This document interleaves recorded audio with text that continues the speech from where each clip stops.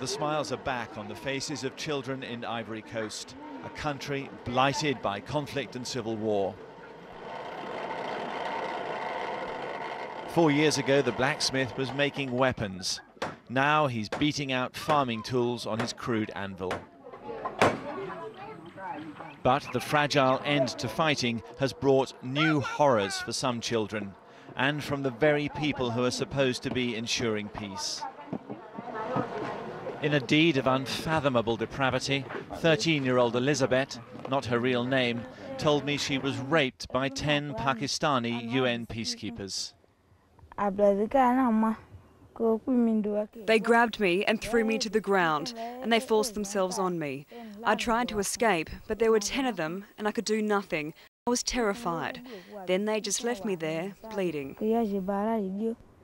Elizabeth has been too frightened to tell her parents, fearing they will throw her out of the house.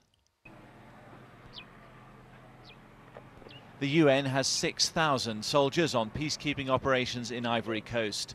A tiny minority is accused of child abuse. But a shocking finding of the Save the Children report also shows aid workers being involved in sexually abusing children. But there appears to be a lack of willingness to follow up allegations. A boy cowering in the undergrowth witnessed the rape of Elizabeth. He said he went to report what had happened to elders in the village.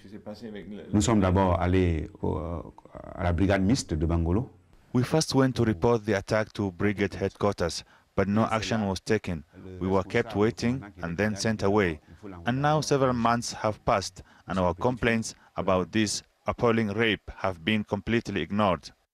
It's entirely unacceptable that peacekeepers who are sent to help instead cause harm in such a grievous manner. You know, the United Nations and UN peacekeeping in particular is committed to tackling these issues fairly robustly. We've already started a number of measures, but clearly a lot more has to be done.